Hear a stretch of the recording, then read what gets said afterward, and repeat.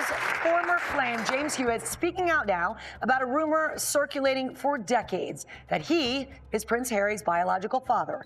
And I quickly established that if this relationship was going to work, that I was going to have to deal with my past. The truth is out, and it changes everything. Prince Harry, long surrounded by rumors, has severed all royal ties after DNA results revealed his true paternity. This shocking revelation shatters royal traditions and leaves the monarchy reeling. The test wasn't just personal, it exposed a secret that changes history.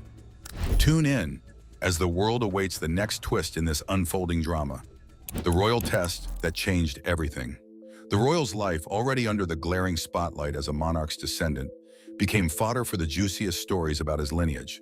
Royal bastard and truth about his father revealed blared headlines, accompanied by blurry photos and speculative timelines. The name James Hewitt popped up over and over, an officer Diana was rumored to have had an affair with. The media couldn't get enough of comparing their features and timelines. Even as the prince ignored the rumors, the public seemed unable to let them go. What they found in the palace records would change everything. Imagine carrying that weight. The royal's frustration simmered beneath the surface, fueled by endless speculation. His wife tried to reassure him, but her words could only go so far when the public wouldn't shut up about it. The royal silence didn't help either. Why wasn't the family outright denying these rumors? Their refusal to speak only made it worse. The fire of doubt burned hotter with every tabloid story.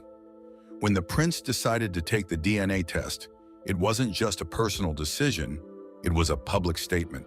He was taking control, confronting years of innuendo head-on.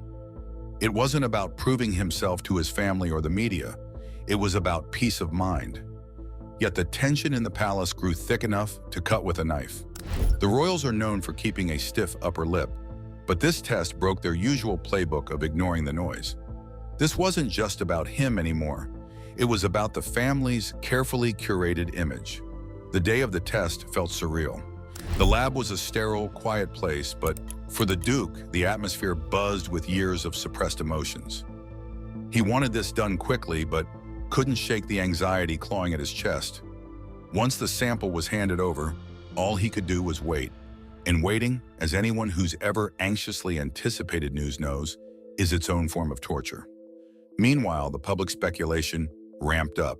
Online forums exploded with amateur genealogy experts, conspiracy theorists, and self-appointed royal insiders. Every old photo of the prince, every detail of Diana's social circle was dissected. The noise became deafening. Even people who couldn't care less about the royals found themselves dragged into the debate. And then the results came in. The envelope was opened in private, his hands trembling.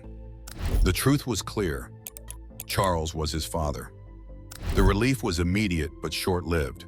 While it silenced the whispers about Hewitt, it didn't erase the emotional scars left by years of relentless speculation.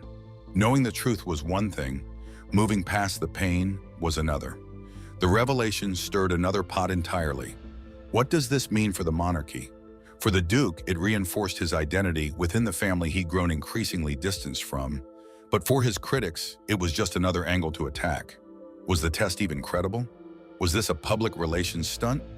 The naysayers were relentless, proving once again that public opinion isn't so easily swayed by facts.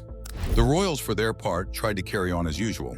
The late Queen, ever the picture of stoic dignity, reportedly expressed quiet relief that the issue was resolved. Charles, whose relationship with his younger son had been strained for years, saw the results as a chance to rebuild bridges. But nothing about this family is ever straightforward. The scars from Diana's tumultuous marriage to Charles and the ripple effects of her death lingered. They were a family fractured by history and circumstance, and no DNA test could magically mend that. Publicly, life went on. Privately, the experience forced the prince to confront deeper questions about identity and family. He'd always known that being a royal meant carrying certain burdens, but this ordeal drove home how heavy those burdens could be. It wasn't just about tabloid rumors. It was about the way those rumors shaped his reality. Even with the truth in hand, he was left to grapple with the emotional fallout. For the Duke and his growing family, the DNA test became a cautionary tale. The couple's decision to step back from royal duties wasn't just about escaping the spotlight. It was about protecting their children from the same scrutiny that had haunted the prince. In their California home, far from the palace's watchful eyes, they aimed to carve out a new life. But even oceans away, the ghosts of his lineage and the relentless public interest followed. What's clear is this: the decision to take the test wasn't just a moment of personal clarity. It was a reminder of the high cost of life in the public eye. For all the wealth and privilege the royal family enjoys, they pay a steep price in privacy and peace of mind. This story is a testament to resilience, a refusal to let the noise define him. But it's also a stark illustration of the toll that public scrutiny can take, even on the most privileged among us. As the world moves on to the next scandal or headline, the prince's experience lingers as a footnote in the larger narrative of the monarchy. It's a story of identity, truth, and the relentless pursuit of both in a world that thrives on speculation. For the Duke, the DNA test was more than a piece of paper. It was a declaration that he was done letting others dictate his story. And in the end, that's the most royal thing he could have done.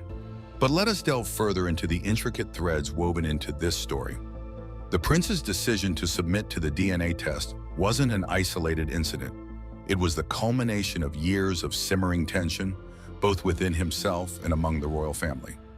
This single act represented much more than a response to rumors. It was a symbol of rebellion against the carefully polished facade the monarchy strives to maintain. For a family that thrives on tradition, this move was a seismic shift. The whispers about his parentage weren't confined to the tabloids. They permeated conversations in high society, lingered at dinner tables, and spread like wildfire on social media. Every public appearance, every gesture, and even his hair color became subjects of intense scrutiny. Diana's widely publicized struggles with her marriage only added fuel to the fire. Could her unhappiness have led to secrets that would unravel the very fabric of the monarchy? The public's fascination with royal drama isn't new. From the abdication of Edward VIII to the infamous love triangle between Charles, Diana, and Camilla, the Windsors have always been a magnet for scandal. Yet the relentless focus on this lineage had an undertone that set it apart. It was personal. It questioned his very identity, casting a shadow over his every move. And for the Duke, who had grown up with the world watching his every step, it felt like a betrayal on a grand scale. The palace's silence spoke volumes. The royals' never explain, never complain policy might have been intended to maintain dignity, but in this case it backfired. The lack of a definitive denial created a vacuum, and that vacuum was filled with endless speculation. The media, ever hungry for a story, seized the opportunity. Even the most loyal supporters couldn't help but wonder why the family wasn't stepping in to defend him. When the DNA results confirmed Charles as the father, it should have been the end of the saga. Instead, it marked the beginning of a new chapter. The results didn't erase the years of emotional turmoil endured, nor did they address the deeper, underlying issues within the family. The scars left by Diana's tragic death, the relentless media scrutiny, and the pressures of royal life remained. For Charles, the results were a bittersweet victory. They vindicated him, but they also highlighted the chasm that had grown between him and his younger son. Their relationship, already strained by the departure from royal duties, now faced another test. Could they rebuild the trust that had been eroded over the years? Or was the damage too deep to repair? The spouse's role in the journey cannot be understated. As an outsider to the royal family, she brought a fresh perspective. Her support gave him the strength to confront the rumors head-on. Yet their decision to step away from royal duties came with its own set of challenges. Critics accused them of abandoning their responsibilities, while supporters praised their courage in prioritizing their mental health and family's well-being. In their new life in California, the couple sought a sense of normalcy that had long eluded them. Yet the shadows of the past continued to loom large. The media's obsession with their every move showed no signs of waning. The truth was out, but the story wasn't over. Next, the focus shifted to the Duchess. Can Meghan thrive in politics? Meghan Markle. The name sparks headlines, debates, and an endless carousel of public opinion. But let's strip back the glitz and dive into this roller coaster of ambition, public relations spins, and eyebrow-raising claims. The chatter lately? Politics. Apparently, the Duchess might be eyeing a future in Washington. Ambitious? Absolutely. Realistic? Let's just say skepticism is not in short supply. The idea of her stepping into the political arena raises some interesting questions, especially when you consider her history of handling the press. The Sussexes' main grievance with the United Kingdom seemed to center around the media. The headlines, the so-called mean tweets, and the endless coverage that painted them in a less than flattering light. Here's the kicker. Politics is no picnic. Think about political heavyweights like Nancy Pelosi or Michelle Obama. They have faced criticism and come back swinging every time. The political stage is not for the faint-hearted. And let's not forget someone like George Santos, whose name is practically synonymous with controversy.